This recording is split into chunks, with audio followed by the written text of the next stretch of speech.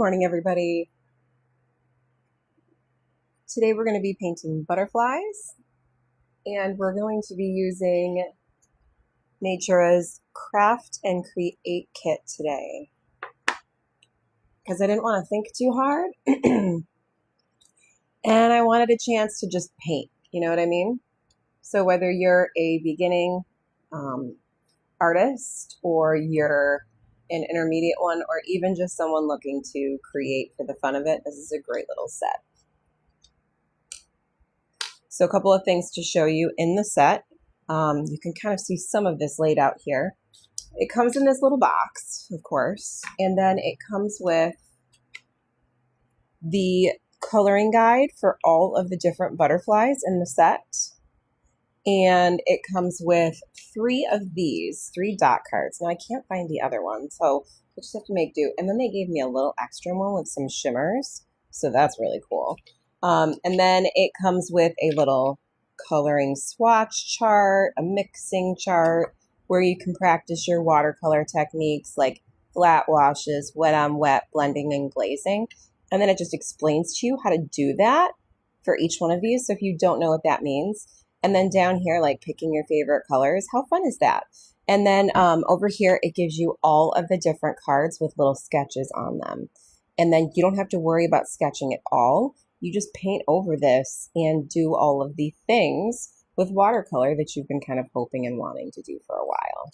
So you can kind of see all the different ones in here. And I should tell you, I actually think for me personally, butterflies are one of the most difficult things for me to paint loosely, because to try and create this symmetry in a loose way is actually really hard for me. So I really appreciate the fact that they come pre-sketched and I don't have to stress too much about that, and I can just place the colors down, and because they give me the dot cards as well, I can just kind of go in there and throw color down as I choose, or I could follow their little coloring guide.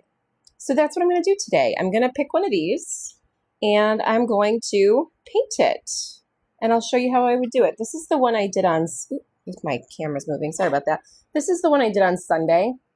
And what was kind of cool about this one is I actually laid all of the blue and yellow and brown down first for the whole butterfly, and then went in and did this mix of black and covered over the top.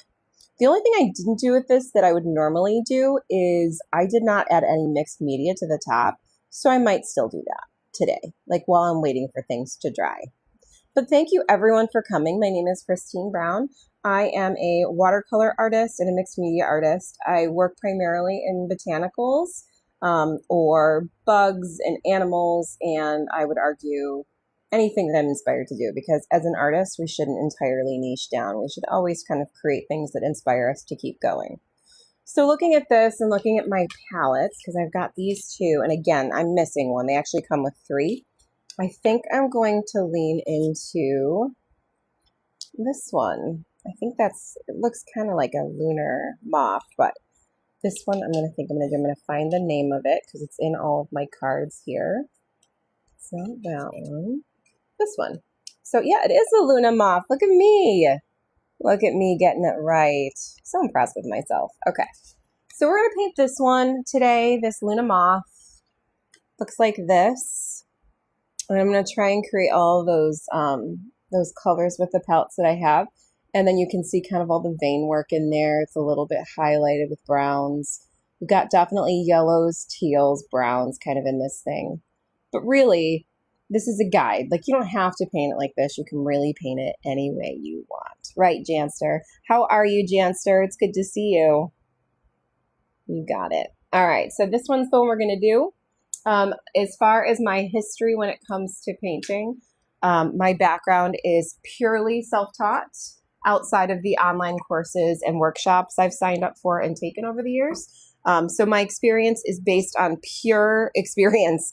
It's not so much professional instruction. It's everything I've learned for myself. And I will give you as much guidance as I can if you ask me questions.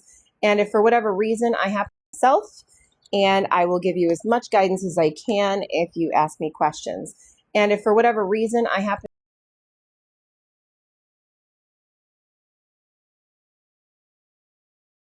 to be so kind. I appreciate it. Okay. So I know, aren't they awesome? I just love that they're pre-sketched. As I mentioned at the beginning, I'm not very good at butterflies.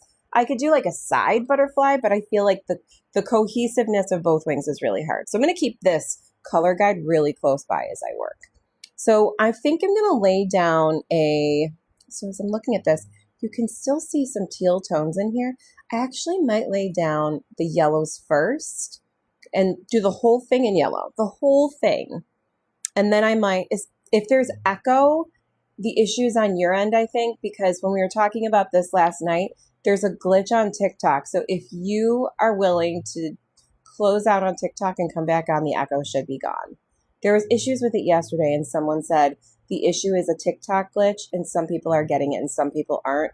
And it has less to do with me, and it has more to do with the people who are in the app in that moment. At least that's what I was told. So try that and come back. And if that doesn't work, I apologize. I wish I could do better for you. Is anybody else hearing the echo, or is it just that one person? Okay, so I'm going to go in and I'm going to layer just a real loose, light, watery layer of yellow. And this is a pretty cool tone butterfly. So we're going to start with this yellow here. And because they give me this little cutie palette, I'm going to use that as well. They did give me a brush, you know, those like refillable water brushes. I don't actually like those very much. I don't feel like I can control my water very well. That doesn't mean I couldn't if I really tried, but it's adorable. It's about that big. It's the cutest. I did it first, but backed out of the video, and when I came back, it was gone. See? Bianca, perfect. Thank you for that. I appreciate that. Okay, so I'm just going to put this in my little palette. I'm going to water it down a bunch. And I may still use this color from my last butterfly. We'll see. And I'm just going to go in with a super watery yellow wash for the whole thing. I'm going to go around in the whole butterfly, or the moth in this case, and just put this down. When it dries, it's almost going to be completely white. Like it's going to look like I didn't paint it at all, but it gives it a good backdrop that doesn't feel exactly like the paper. Like it still looks a little bit different from the paper. The brushes I'm using today are Mita, and this is a size 2 round brush for those of you who are interested. Did that work, Leah? Excellent. Love it. And I just prefer a brush versus the one that comes with the water backup, but that's just personal preference. So if you do happen to get one of these, let me make sure it's pinned here so you guys can see where I got all of this from. Yep, there we go. Okay. So this here comes with a brush, but I just don't use those brushes very much. I use my own. But it's nice because it comes with just about everything. Like literally, you could take this little box of stuff, all the things, the guides, the paints, the color pages, the little palette. The only thing you would need is that little brush with the water compartment in it. And again, I just don't use that for personal reasons. But it does have just everything. So again, let me make sure here you guys can see me. I think I'm zoomed in too much. There we go, that's a little bit better. I'm just going to go in and fill this in very watery, very light. I will build this up a little bit more as I go. I'm going to keep this up here so I can see it. There we go. And that's the one we're doing right there.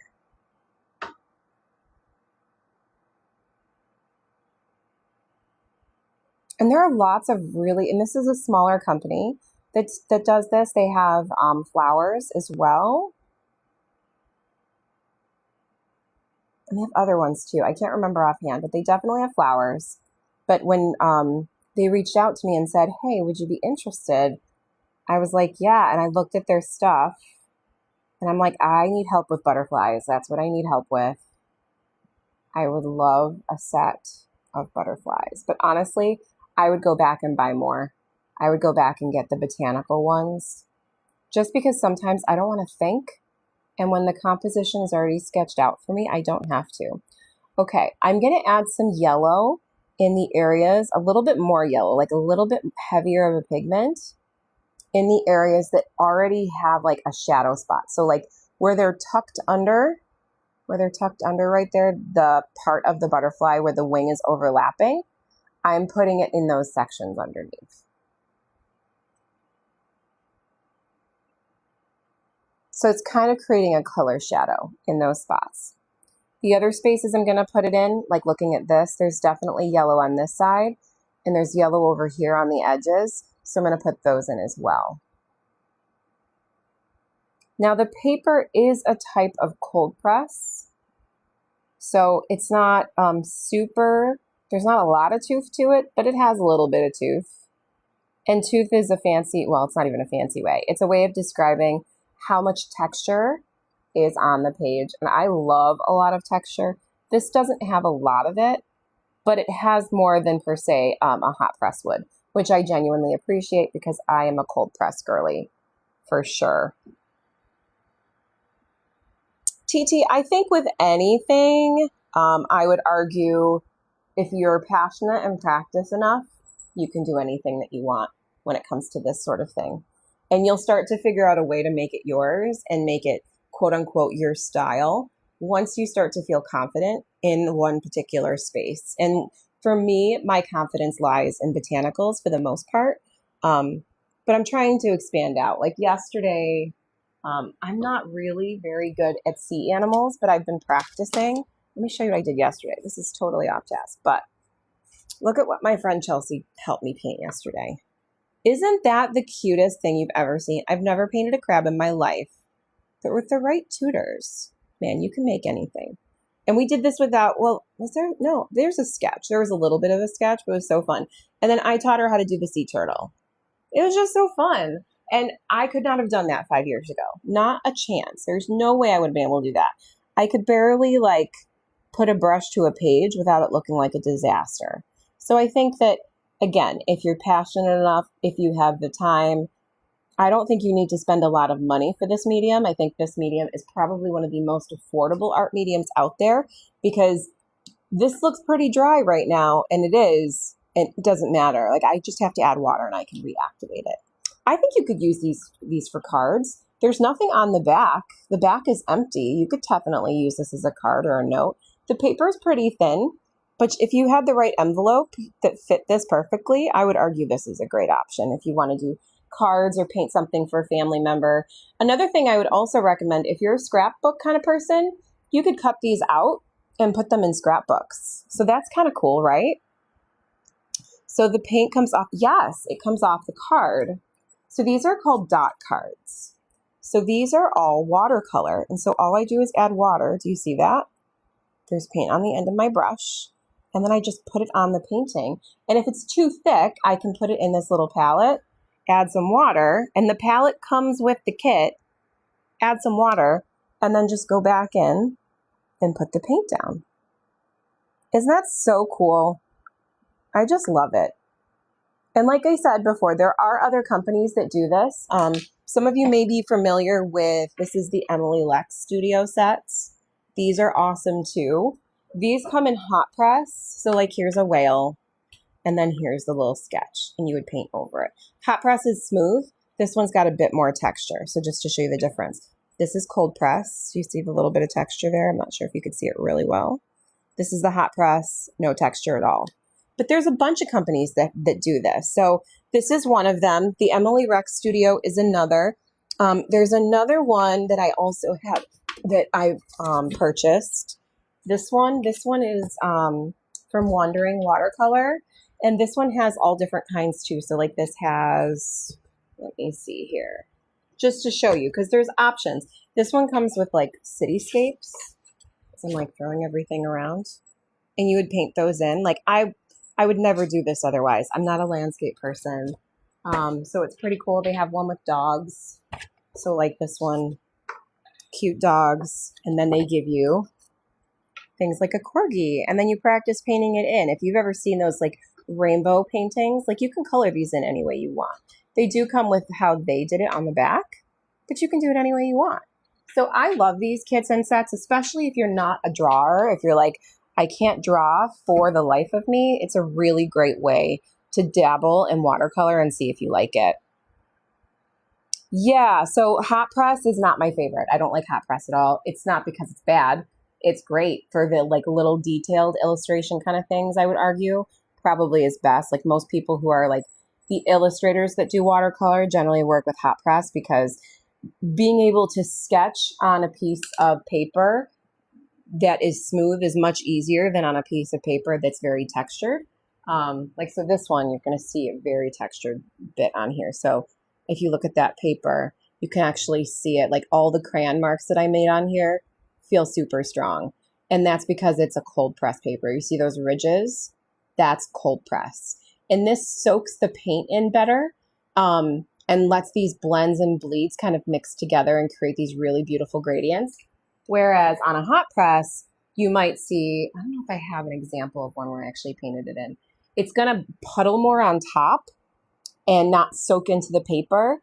And you have to be really cognizant of going down very light with water, because if you don't, then you're going to be really playing. And there are some people like Johnny, JT, I don't know if it's JT Arts, I don't remember, but he does paintings on Yupo, which is almost like a plastic stone paper, and also hot press. And he goes in with lots of water and makes really beautiful things.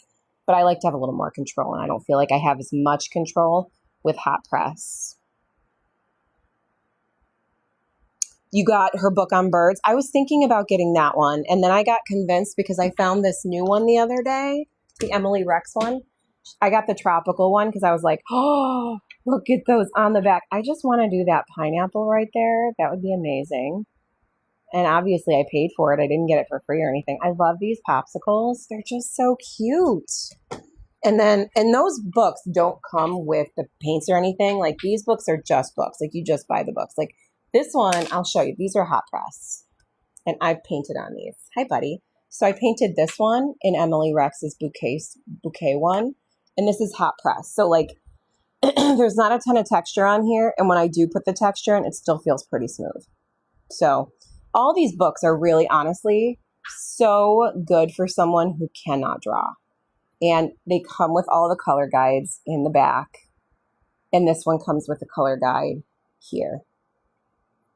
And this is the only one I've gotten for free. All of the other ones I have had to pay for. And that's just because the company was kind enough to reach out to me and ask if I was interested. It's a small company, and they're honestly the nicest people. Like, they've just been so kind and helpful, and I can't recommend them enough. And they come, and the fact that you get all of these things, you get the paints, you get the guide. I got a little free sample of shimmers, which I'm going to try today. And then also you get the guides, obviously the drawing guides on the paper, the little paper palettes. And then, the mixing stuff too, like these little mixing color palettes.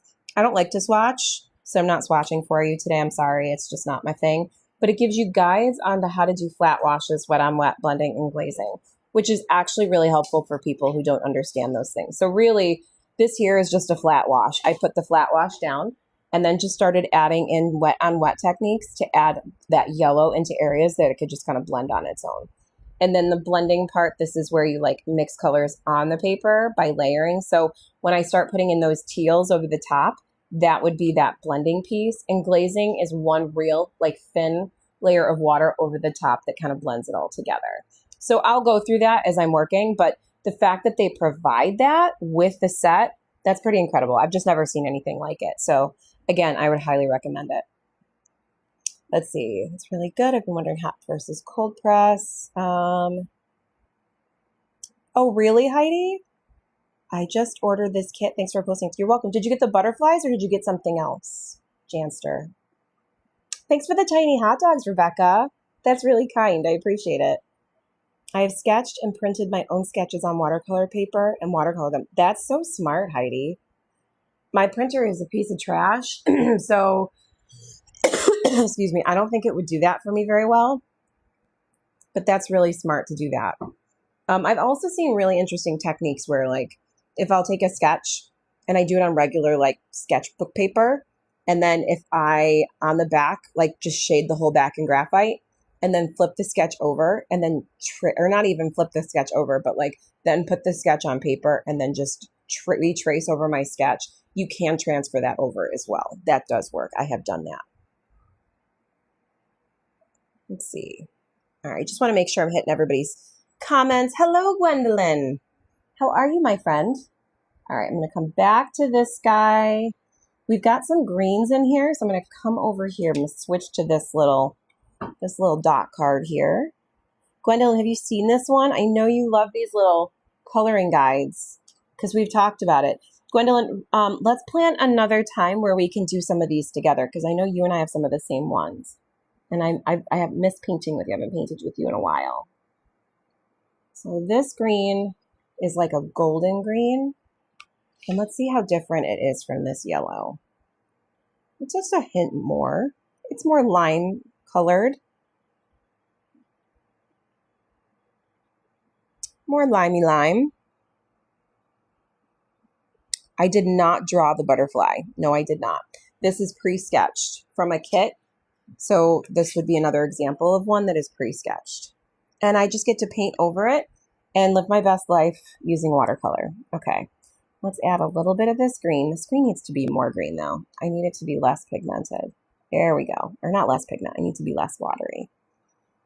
And then I'm going to just drag this in a little bit over some of this to make this a little bit more green. And even this is not green enough for me. I think I need to add some more of this color. Not a ton, but a mixer with this one. There we go. There we go. Now I'm just going to blend that out a little bit. And generally what I do is I'll throw pigment down and then I'll add water to it and just spread it. So just add pigment on the paper. So just like this, grab your paint, put it down. And then if this is dry, which this is pretty dry right now, just add some water, spread it out. Like even here, I've got that paint there. I'm just going to spread that out a little bit. And then I'm going to transfer some of that paint even over here. So sometimes if you've got a puddle, you can pick up something from that puddle and move it to the other side and it'll still paint for you in those sections.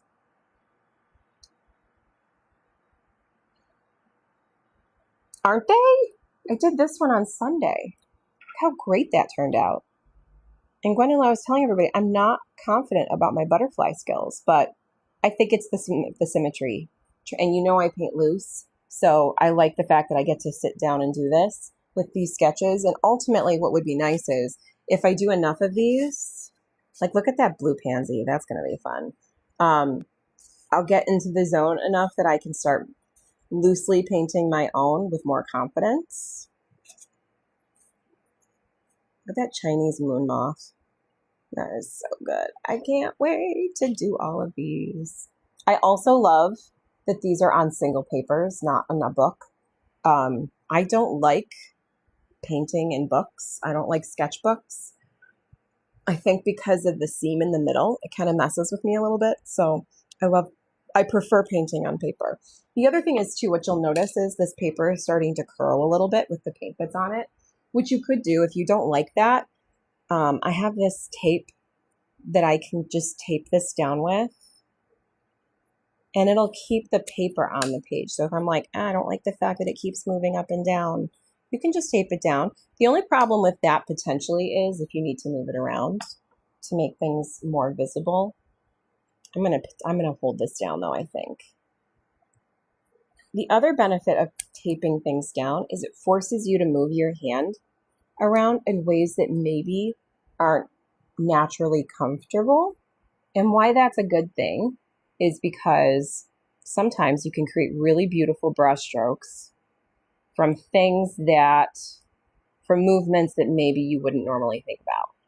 And I've spent a lot of time doing that for reals, like not moving my painting so that people can see the painting in place while I'm working. And so I feel like that's given me a lot more confidence in the movement behind my work. A lot of people say that my hand dances with my brushes, especially my daggers. And sometimes forcing myself to not move my paper does that for me. I know a friend here that sells her own set of watercolor prints to do in watercolor. Ooh, Heidi, tell me who.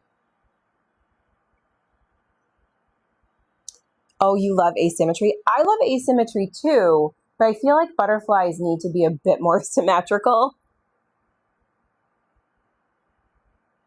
So I am always a fan of, and this is partially me being lazy, I'm just going to be honest. I don't use a lot of like these very often. I can, but I don't because I feel like I'm constantly reapplying water and then fighting to get back to the exact same color I started with. And I don't love having to figure that out all the time. So I often go right off of the pan or right off the dot and put it on the page. And when I do that, I'll put it down light as I can, and then just add water to move it around. So even in here, this has got a bit more green in this section here. So I'm going to add some there, and I'm going to put some more of that green color down there. Let's go ahead and do that. So here, I'm just going to show you. I'm going to take it right off the dot card, just that little bit. And then if I'm worried it's a bit too much, I'll just drop it down.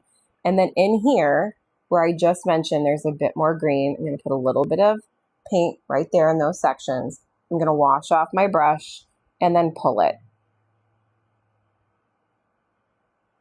And then I feel like I have a little bit more control. And then you see that stripe there?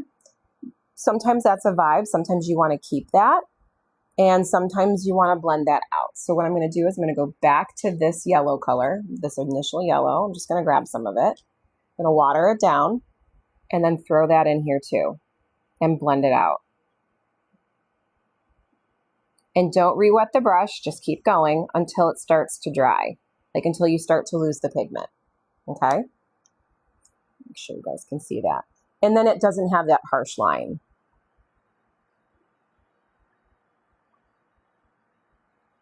Oh, Coco, art teachers have such, a lot of them have such a, strong connection with their students. Her name is Katina. Oh, I know Katina. I didn't know she had her own art pages. I follow her. I'm on her fan list. I've seen her paint stuff, but I didn't know she had her own pages. All right, what am I doing next? So coming back here, I'm going to add some of this teal into there. I'm going to build that up in a couple of ways. I'm going to do it with, I think, this minty color here and a little bit of this dark color as well. And then I'm going to start adding in other colors. So see, I actually painted this yellow at the beginning and it's almost white now. So I'm coming right out of the card. I'm going to put it in this section here. Need a little bit more than that. I'll put it down on here too. If I feel like I have too much on my brush, I'm certainly happy to put it on back on the palette. Just going to pull this out a little bit. So if you're wondering, like, if you're adding all of this on here, why did you go and put the whole thing in yellow first? This is what's called blending. By putting a base color, or in this case, what is described as a flat wash, you are now creating a new color by blending over the top, if that makes sense. Thank you so much, Donna. I appreciate it. I can't pin my shop. Apparently, I have to graduate. I don't have my shop pinned. I have this one particular item pinned, if that's what you mean, but I don't have my shop pinned, I don't think. Okay. I do want this to be more teal, so I'm going to add some more in here. I do want it to be out here as well. I want to make sure, yeah, this flattens over the top, so I just want to make sure that is a bit more distinguished. I want that teal blue to stand out. Oh, I think I lost a hair. There we go. You guys ever had that happen? If you're a painter, have you ever had your like brush hair come off while you're painting? Either that or cat hair, to be fair. Sometimes it's just cat hair. Or dog hair. Or sometimes even my hair. All right. Let's put a little bit more down in here. And this is all the blending stuff that sometimes can seem really tricky. And I'm still going wet on wet technique in here because this is still a bit moist. So sorry if you're triggered by the word moist. I know some people are. Down here I'm going to add some of that blue again. This is going to end up, these two little tails are going to end up being more brown anyways. So A lot of my brushes are old, so it happens from time to time. That's annoying. I mean, to be fair, I do have a hard time distinguishing whether or not it's my brush or if it's a cat hair.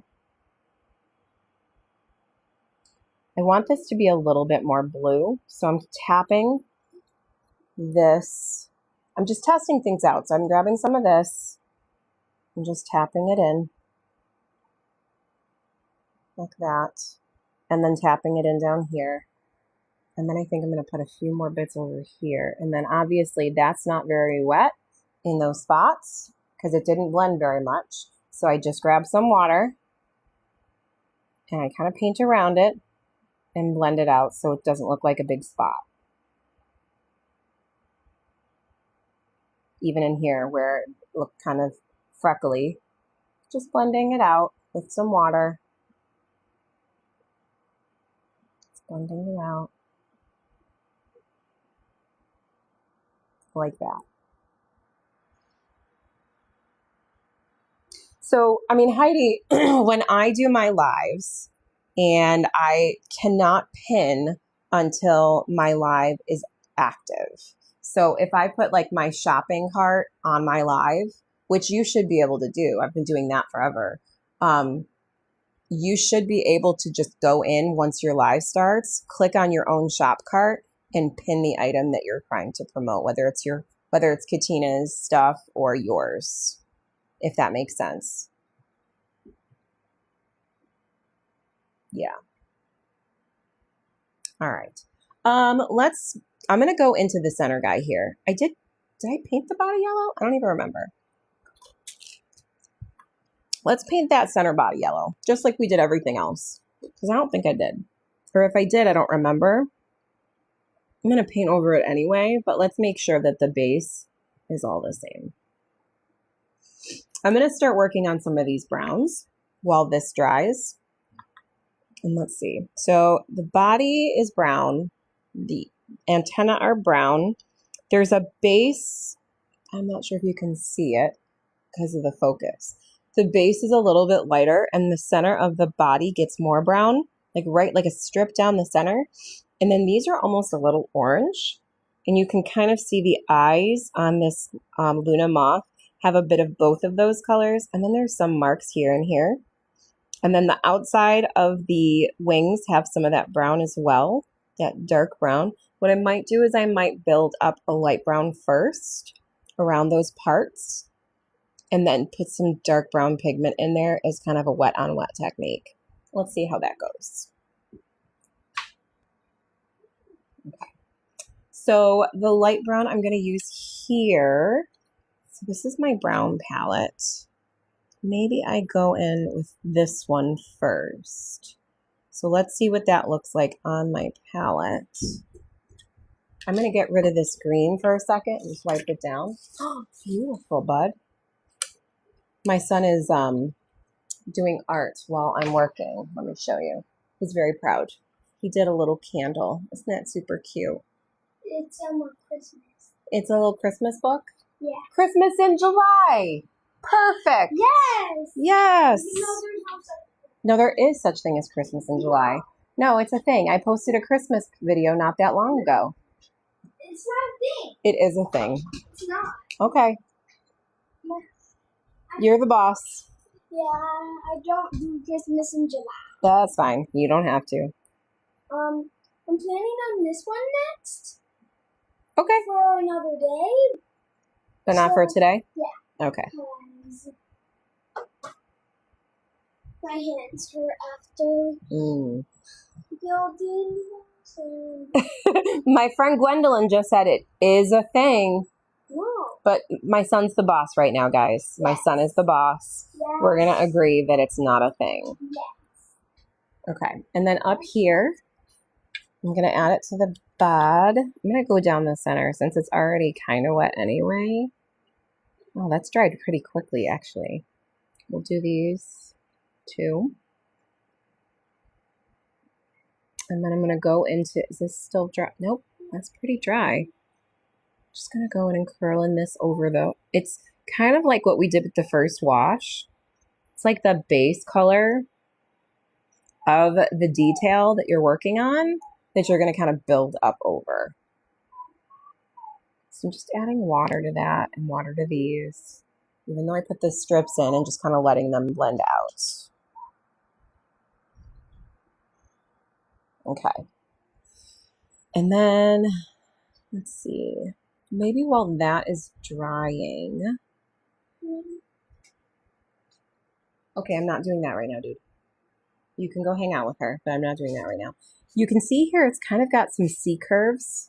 So I'm going to C curve it around the edges with this brown, like backwards C's. And then it's in here too. It does not go around the top in C curves, but it does make a nice little dark line over the top. So again, we're going in the softer, warmer brown tone to begin with. And then we'll build up some of those darker browns as that dries. They drove a parade of golf carts around and threw candy at the kids. Stop it. That's amazing. I'm not going to tell my son right now because then he'll argue with me again. Okay. And then I'm going to go back in to this side and do the same thing I did over here. So I did C curves this way on the way out. So,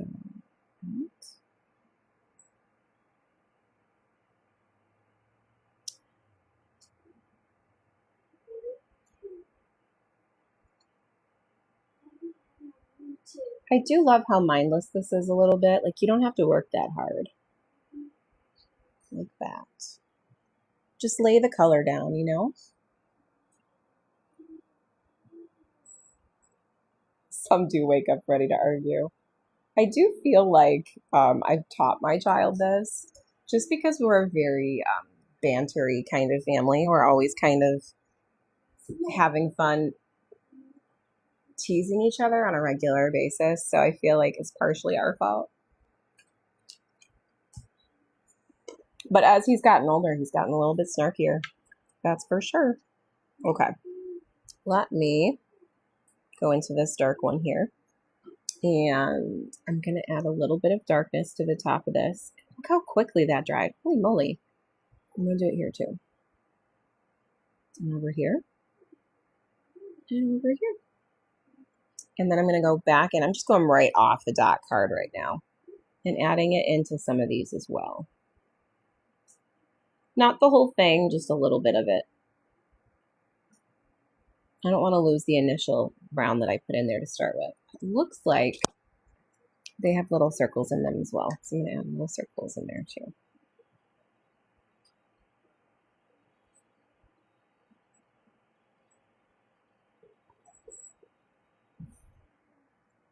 How cool is this? It's so coming together, right? Oh, yeah. Is it the paper? Less tooth dries faster? Correct, Janster. Correct. Well, so here's the thing. Yes, I think there's a couple of things going on here. Number one, it's climate, right? It's where you live. So if it's real humid out, the humidity is going to keep it wet longer.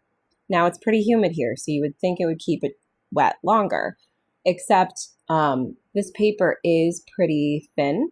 So even though it's cold press, the paper itself, there's just not a lot of thickness to it. So when it does soak into the cold press, the thickness isn't there for it to soak and sit and be wet. Does that make sense? So there's less area for it to kind of soak into, and so it dries much quicker. I'm going to definitely do that in here too.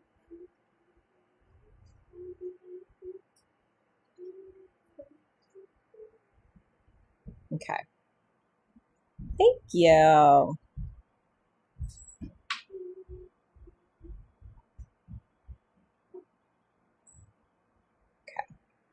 I'm going to come back in here. I love being able to come back and referencing this. I just got to say, I'm going to come back up here and work on this body a little bit more. So I'm looking at the head. I want to make sure that head is distinctly happening here. Looks to be a little one in the illustration.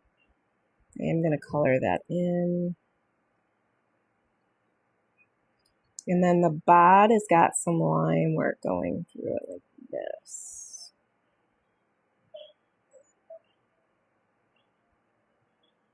Kind of like that. I'm sorry. It's like probably unfocusing on you. I apologize for that.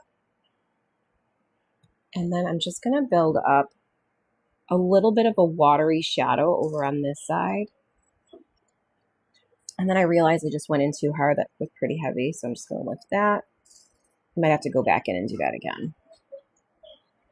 Yeah, I'm just going to go back in and do that again. I put in way too much water. And then I lost complete control of the line work I initially put down.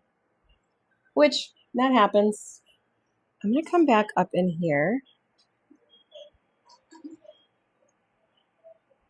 And create that again. And then this is kind of a feathery little set of antenna. So I'm just going to kind of build that up around the outside. Real soft. Like that.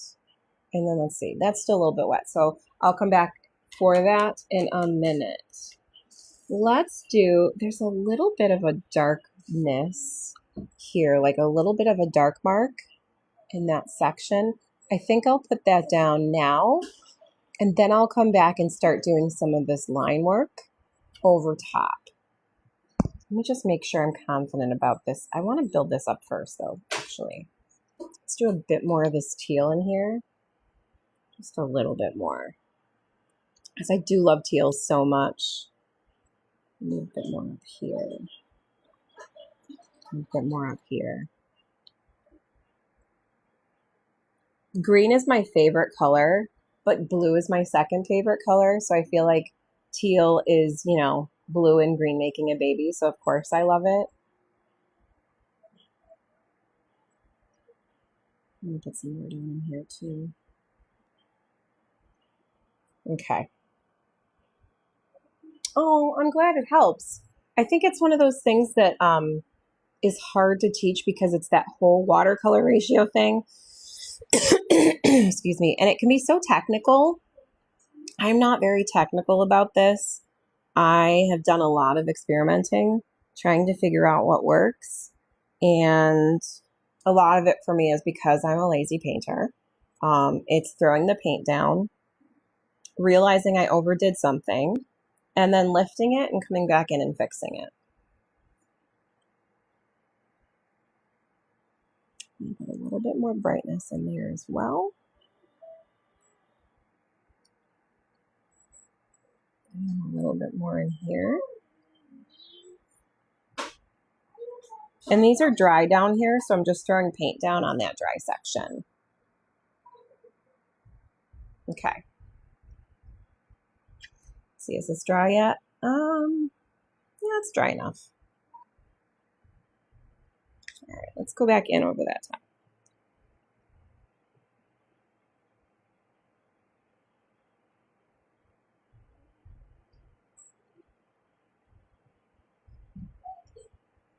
Okay. So that looks a little bit better than it did before. I will do the line work after that middle section dries. Okay, let's start doing some of the line work in the actual butterfly. We're going to look at these lines. Now they used, looks like a brown color for the veins in that butterfly. But do you see how it kind of fades out from time to time? Like the darkest parts are like here and here, but then it gets a little lighter as it goes. I'm going to try my best, but these are the things that I struggle with for sure. Do I need to go in with a thinner brush? Probably. Let's see what I got. I mean, this brush is still pretty good. Let me try my silver. This one is not in my shop, but this is a silver black velvet. It's a size 2, but I really love the tip on these silvers, and I actually think the silver black velvet brushes are best for illustrating. I don't think I've found a single brush that I love as much as silvers for illustrating. I'm going to actually go in and I think the blue first, like that blue-green teal, and then maybe put something over it that's going to give it the brown color. So maybe like an orange. Okay. So let's try it. I'm going to start in the darkest parts of the veins first, so I'll start up here.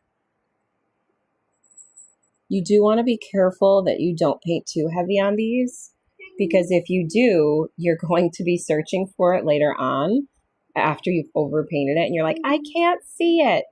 Where are those lines? This one's coming over this way. This one's coming this way.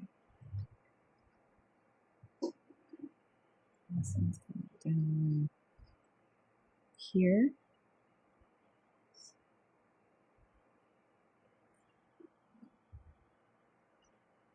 And this one's kind of, oh,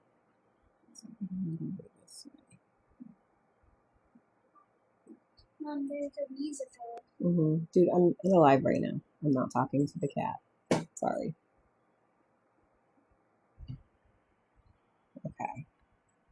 Sorry, I moved my camera on you guys. I did not mean to do that. All right. We're going to keep going in here. I'm not reloading my brush right now. I'm going to try and keep it where it's at so that it fades as I go. So even up here. See how it's getting lighter? It's because there's just not as much pigment in the brush. And that's what I want. And then even down here,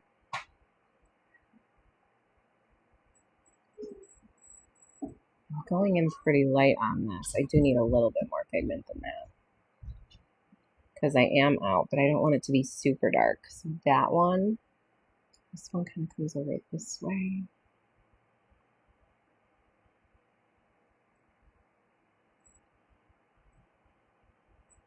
Like that.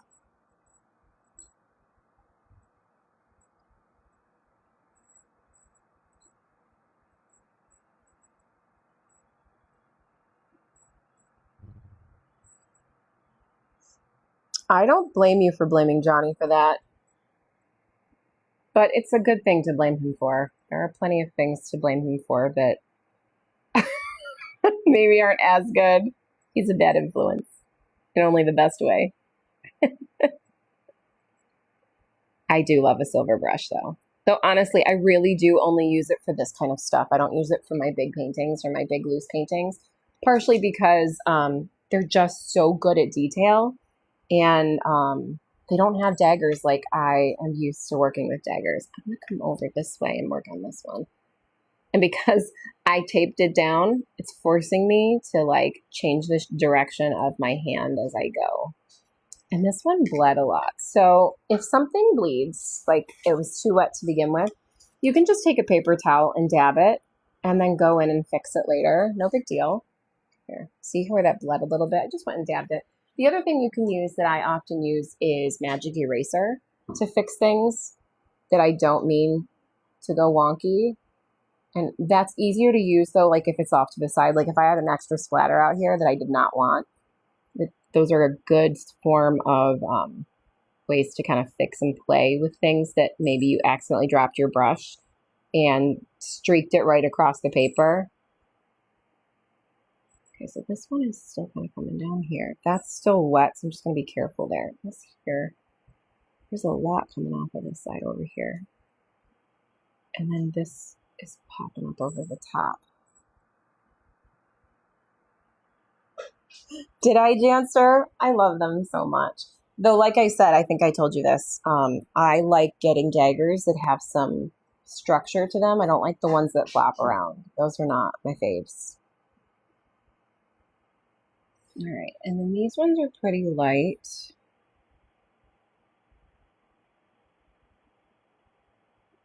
And again, because I painted light on these bottom wings a little bit more than I did up here, I'm actually having an easier time finding the sketch underneath. So this one came down, and then comes like that one, and then there's another one that comes like that way. Okay.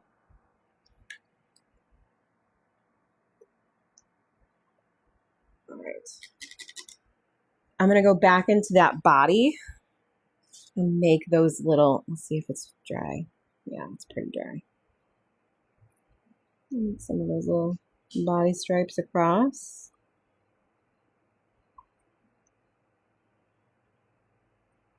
Does not come across as very heavy pigmented. Let's try that again.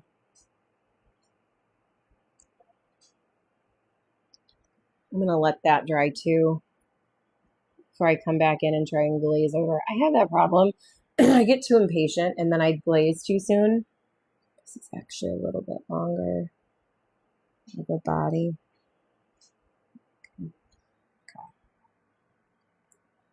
Okay. Okay. So I'm looking at it. I think I'm going to add a bit darker of a pigment to some of this again. So this is the point at which most of the stuff is down that I need to. Now it's about fine-tuning things. And I almost always go right out of the pan for this. I don't spend too much time really trying to, you know, create the perfect tones. This is the line work stuff.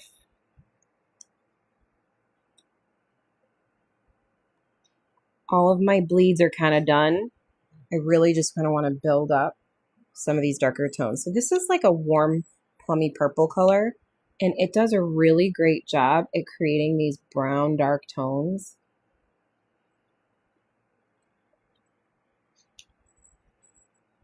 And I still like the fact that I put that other brown down there first. So if I do the line work kind of underneath, there's still kind of this light little warm tone on the top.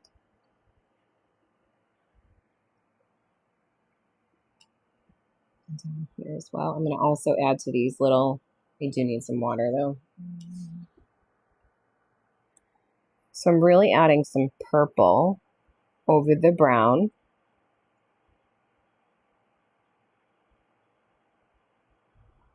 And it just darkens it up really nice.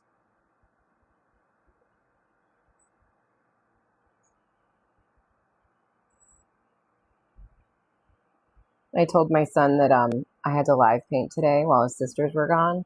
And so I promised him Starbucks. So we went out to Starbucks first thing this morning. So he's being very good right now, even though he's completely bored to tears.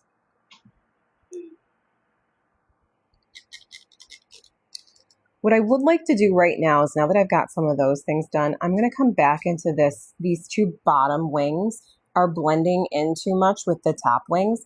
So I just want to bring attention back to the shadow underneath these wings. So I think I'm going to grab this tone, this warm yellow tone. I don't want to use too much of it, but I do want to go in just a little bit, like right here.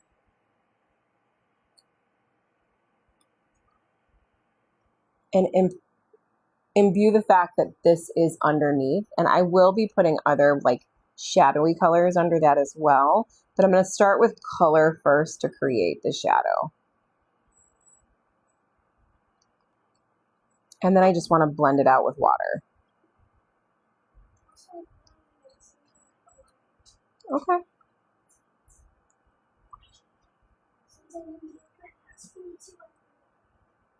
Okay. Now you can see they're kind of separated, so that's good. Oh, thanks for joining the fan club, friend. Appreciate it. Add a little bit down here, just for the tone, and then a little bit in here as well, when it starts to separate. I'm going to add some brown in there too, I think.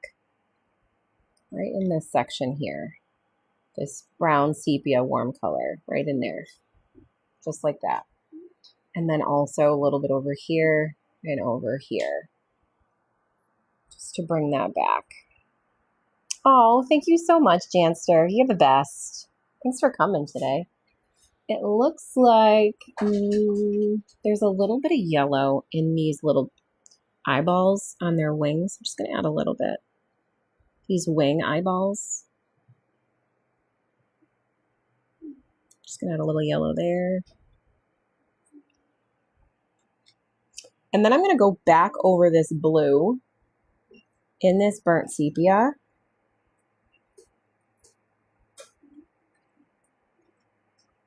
I'm dragging it out a little bit like that. I want it that strong though. So I'm just going to lift up a little bit because I don't want it to be that strong. There we go. Okay. And I'm going over the blue with the brown orange color because the veins on this moth are more brown than they are blue. I just put the blue down first to build up some light in there. That one got a little bit bloomy, so I'm just going to spread that out a little bit. There we go. Okay.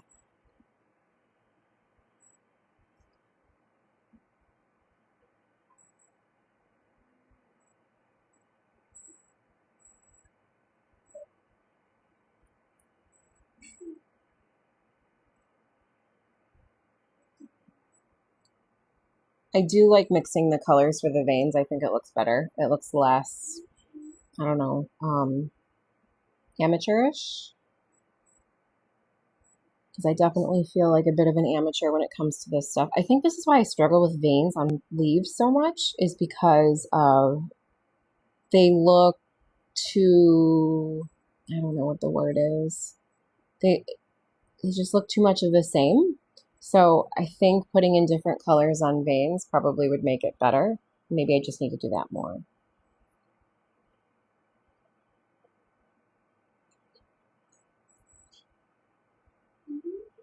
And then also, just so you guys know, when I'm done with this, I will be adding some mixed media to it.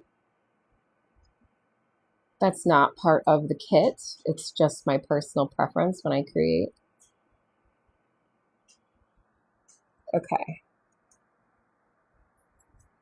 I need to learn to do the side view of butterflies more. Those are fun. I actually like those more. I feel like they're easier to paint loosely than these are. I did one the other day I was really proud of. I was like, look at me.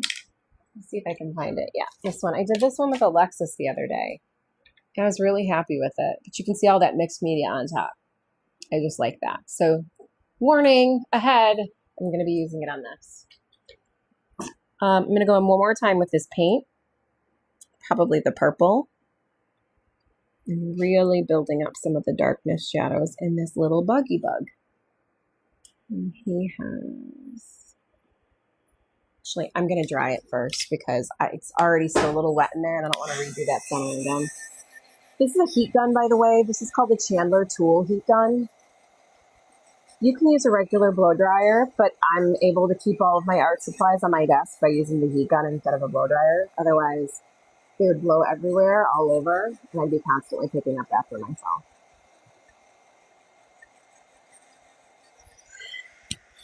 Okay. And really, I just throw it down for about 30 seconds, and then I'm all set to go. I'm going to warm this side up just a little bit.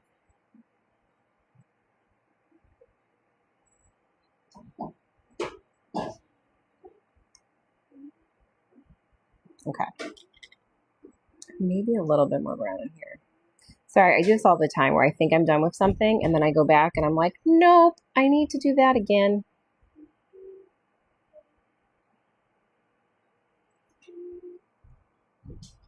Okay. And I'm going to dry it one more time.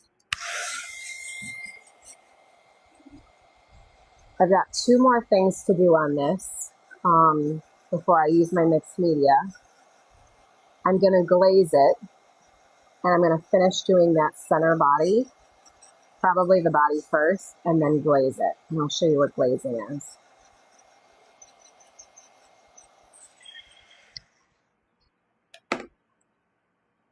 All right.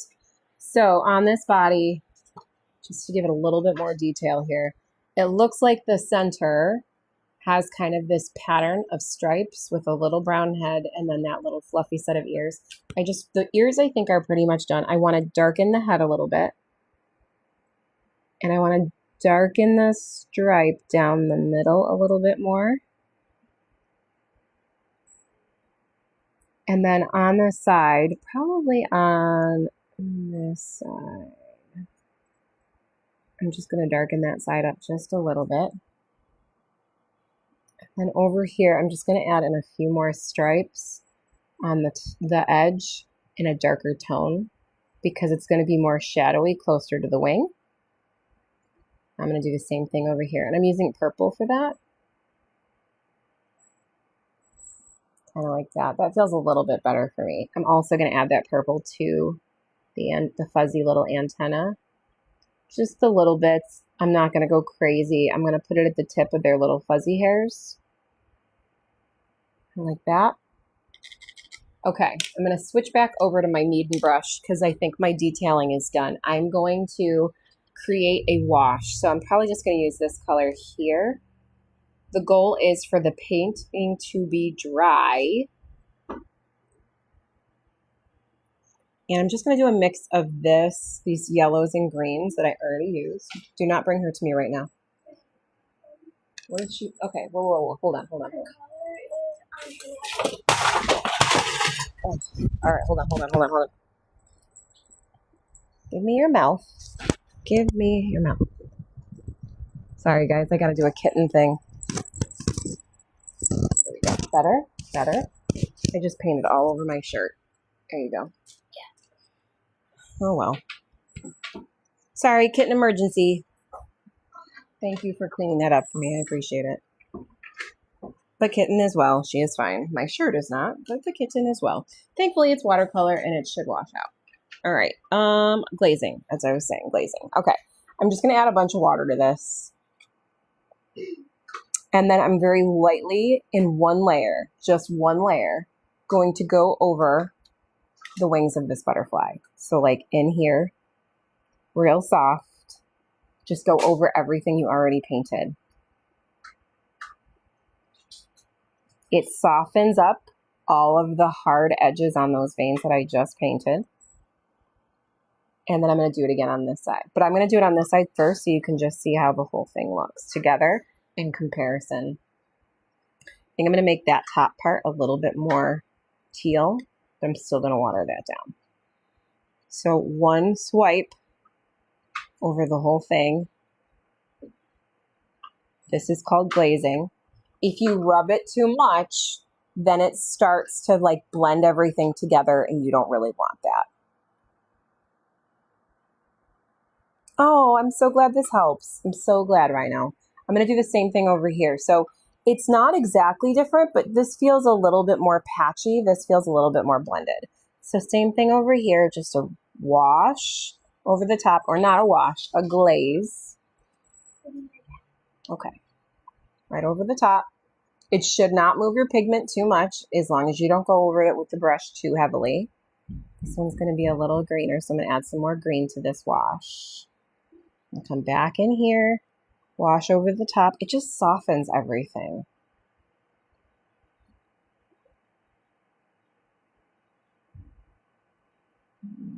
Like that. And then over this as well. Now, you could be finished. You could be like, I'm done. Out. And then you can see, like, here's this one. And here's mine. I'm going to blow dry this one more time with my heat gun. And I'm going to add some mixed media over the top. And mixed media can include anything from colored pencils to regular pencils, regular watercolor, regular like graphite. You can go over it with other like watercolor crayons, oil pastels. You can do lots of things. I like to do a little mix of watercolor media over the top, but dry. I usually don't water anything down after this. Usually I go over dry and then use a little bit of pencil to bring attention to the areas I love so much. So, it's so pretty, right? At yellow red, I think it turned out great. Hey, Shepherd Studios. All right, so let me grab some crayons. I think I'm going to start with crayons because they're a little bit more precise than the oil pastels. So these are my crayons right here. These are all water soluble, which means they are, you can add water to them and they will do really fun things. They're not as heavily pigmented as regular paints, but they do the job. I like them as dry media over the top. So when I'm looking at this here, and I can untape this. I don't need to tape this down anymore because I'm not painting anymore on top of it. I might grab a couple of colors from my crayon box. and just add them over the top, colors from this, and maybe another pop of color that's unexpected. So I'm going to start with the colors that are on here first, and we'll go from there.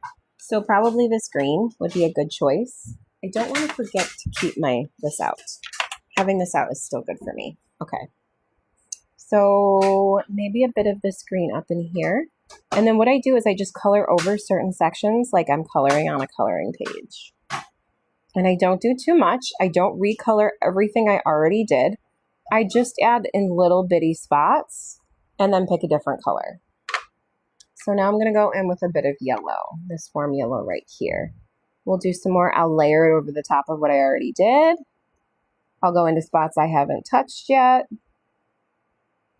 And I just add it in. And it just brightens the piece, in my personal opinion, in a way that I really love. So I'm going to use this brown. I'm going to add a few more like dry media with this as well. Maybe in the center there, even here on the side. Like that. Oop. Like that. And nothing in art needs to be precious. Like, don't worry about things looking perfectly like this. Mine doesn't look perfectly like this. Mine looks a little bit harsher in tone, but whatever, it doesn't matter.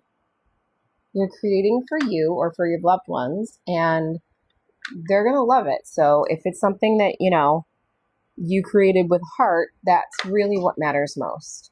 Let's come in here with, I think I'm going to come in here with a pastel purple, which is kind of a surprise color. It's not in the palette. Actually, let me do blue first. I'm going to do this little bit of blue first in this section, just to enhance the blue that's already there.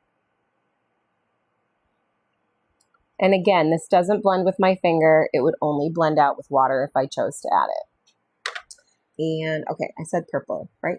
Let's go in and add a little bit of purple. I'm going to add some purple in the brown areas because I already used some purple paint in there. So why not try something different? I'm going to add some purple in the eyes. Like that. That looks cool. And then I think the last thing I'm going to do on this one, and again, these are water-soluble pastel crayons. They are in my shop. You're definitely welcome to go take a look.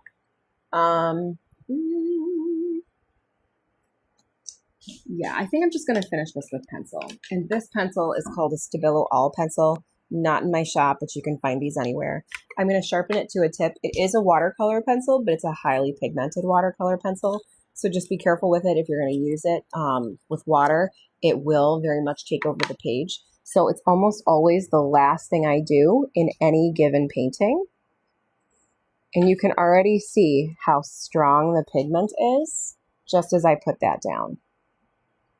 I don't outline everything with it, but I do like to use it to kind of bring attention to areas that maybe I sometimes feel like got lost in the painting. I didn't use enough shadowing when I was creating it initially to give the intention of a shadow. So I'll do it in a curve. I'll do it like here underneath the body here. I'll do it where the two wings connect. Maybe shadowing that in a little bit more around the body. I'll add curls and curves to things where they don't exist. I like to do it on an edge, that kind of stuff. Hi, Jackie Jean. Thank you. Sometimes I'll bring attention to marks that I made earlier. I'll darken up the eye, head a little bit. Maybe add a little bit more darkness to the antenna.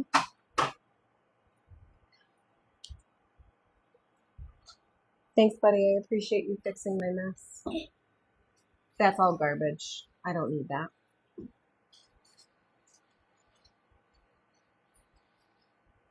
And then in here too, just a little bit. I just want to make sure that these wings look like they're overlapping that. Yes, that is garbage. And then in here, I'm just going to shadow a little bit more, just a little bit. And then this makes this more distinctly mine than just a copy of someone else's work.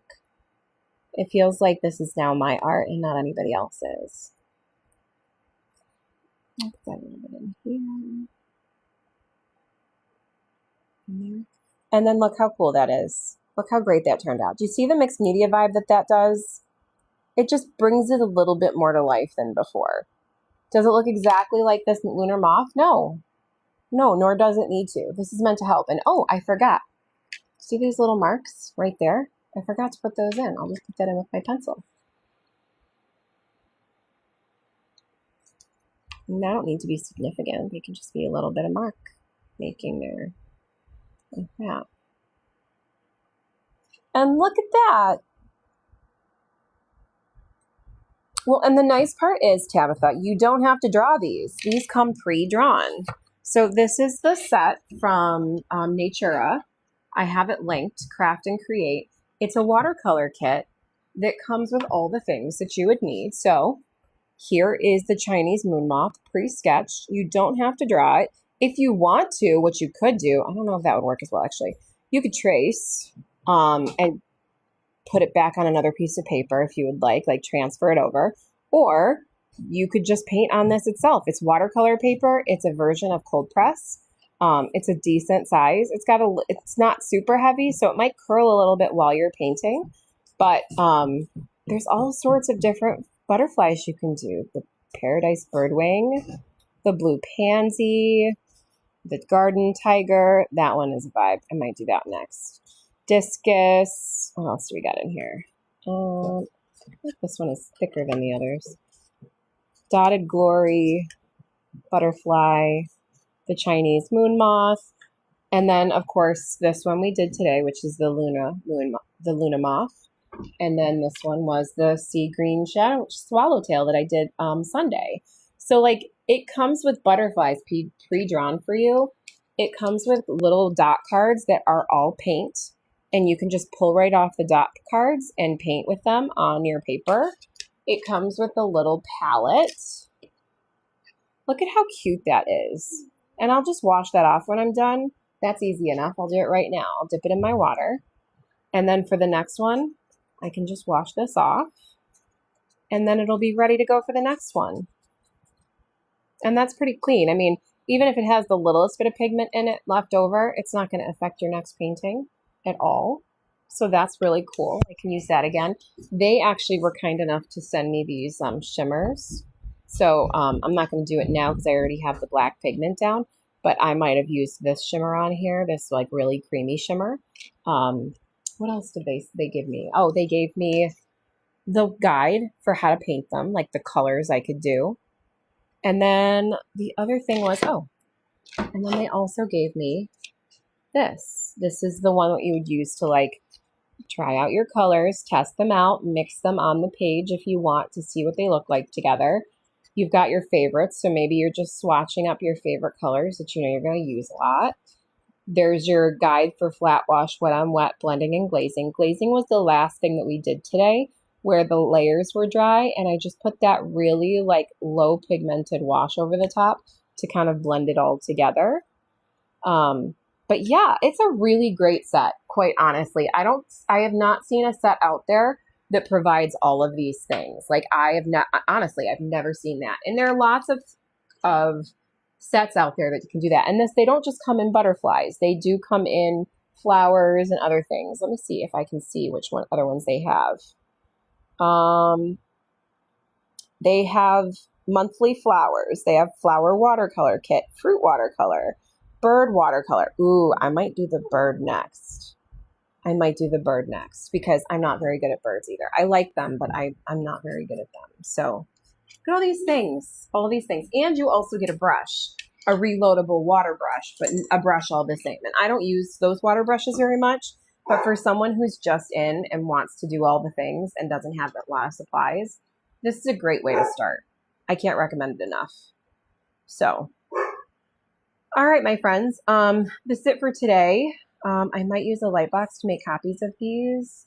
More to paint. Yes, absolutely. Hi, Natura. I had the best time with your kit. I'm so glad I came on in live today for you.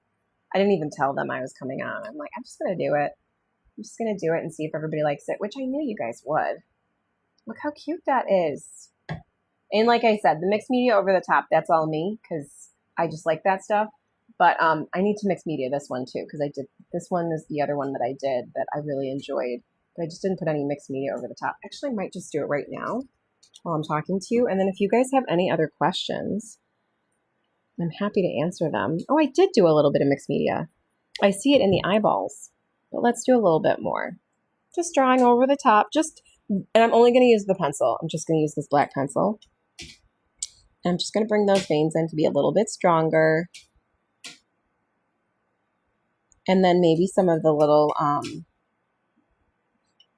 parts that kind of didn't drag off as well. Maybe I didn't paint them as well. I can just extend them a little bit with my pencil. Our animals keep dropping things. Look at how cute this is. I just love it so much. I love it. I love it. It's the best morning art show. So relaxing to watch you paint. Aw. Well, you make it easy. And it's good for me because, number one, I'm not very good at butterflies because of their symmetry. And number two, I like the fact that this forces me to work on details when sometimes I'm just not in the mood to draw the details. I can draw.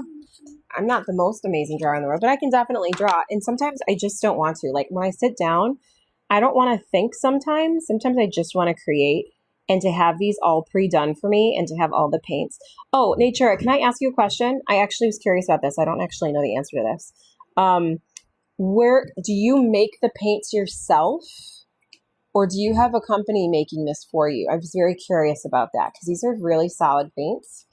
And I was just wondering, like, where do they come from? Company making this for you? I was very curious about that because these are really solid paints. And I was just wondering, like, where do they come from? And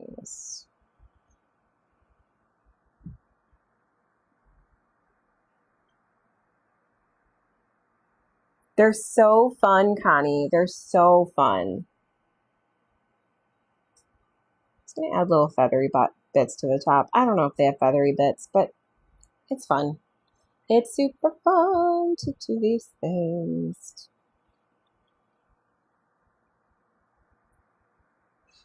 Okay, so Nature, you do make your own paints. We make some of them from our studio. We also collaborate with women-owned paint studio. Oh, really? That makes my heart even happier. I'm so happy to hear that because that means that this is all small business happening right here. Like this is not some big giant corporation. Not that they don't have a place in the world. I do love some of my corporate stuff for sure. But the fact that these paints are made by women-owned paint makers and yourselves, that's amazing. And it makes my heart happy because knowing that any money I spend in the future with you guys is going to be, whether I'm buying these as gifts for somebody or just, you know, knowing that it goes to people where it's going to have the most impact is tremendously wonderful. I love hearing that. All right, and I do want to bring that out a little bit more. There we go. And look at that. All I did was add a few little scribbles here and there.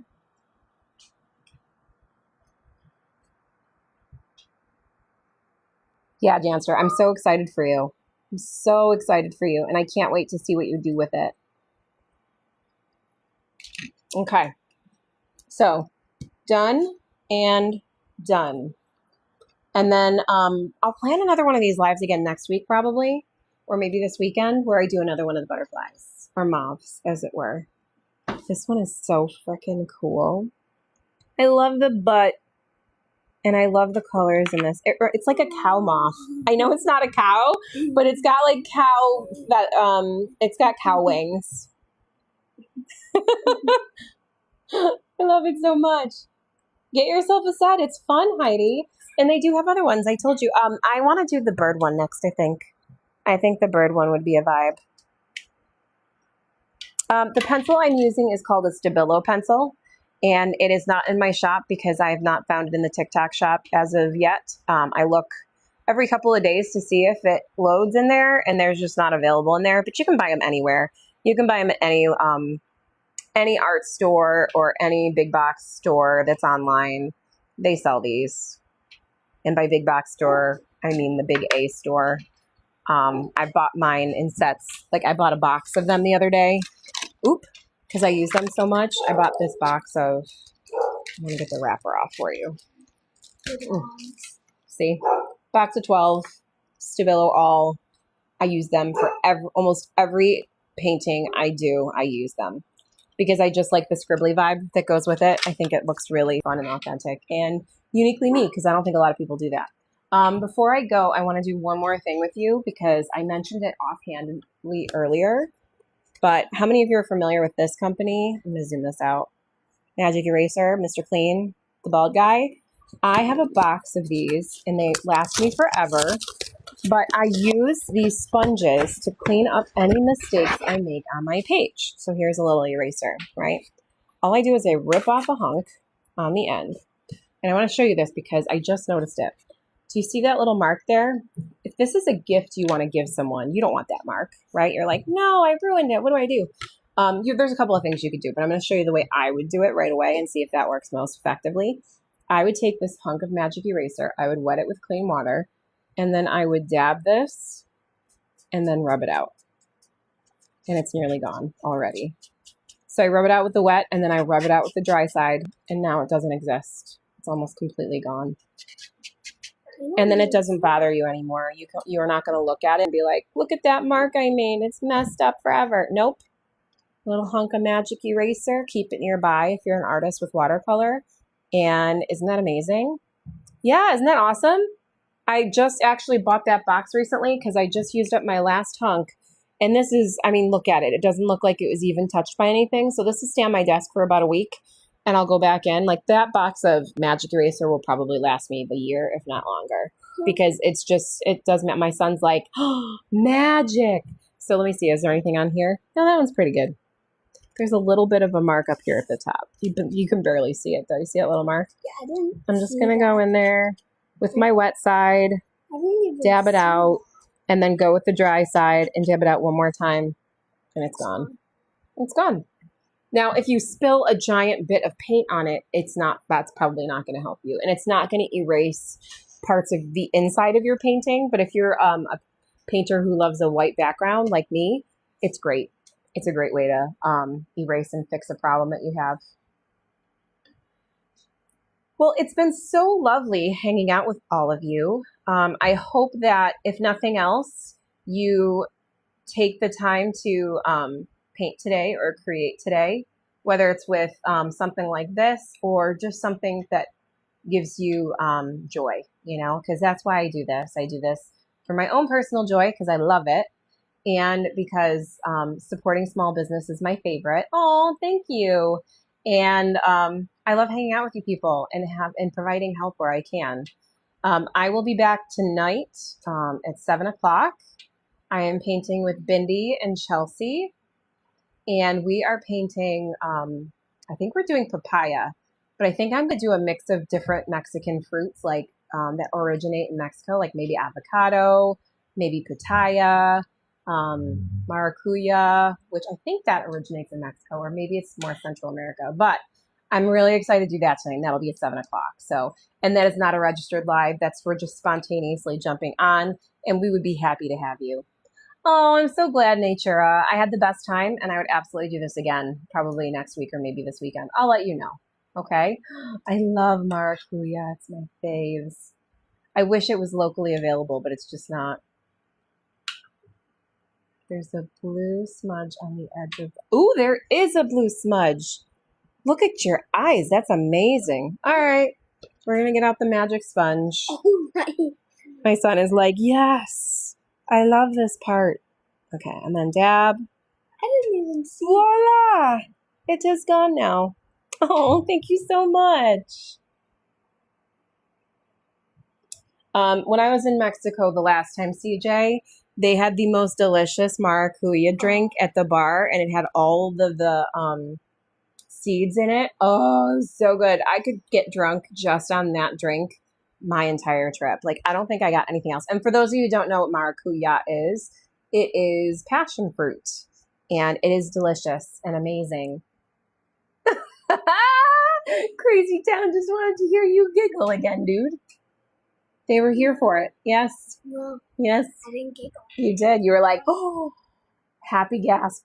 No. Yes. No. See, he likes to argue with me. All right, friends, I'm going to scoot. It is almost 10:30, and I've been here for an hour and a half. And my son will not allow me to be on here much longer. So, no, we don't have passion fruit at all. I can get it. I can get passion fruit in, like if I go to a local grocery store that is primarily Hispanic community, I can go there and get passion fruit juice, but I can't actually get passion fruit at all. It's not accessible where I live. Any hoodle, I'm going to scoot. Have a great day, everybody. Again, back here at 7 p.m. Eastern Standard Time. Would that be 4 p.m. Pacific Standard Time? And anywhere on the in-between. Come hang. We're going to paint fruit. All right, bye, guys.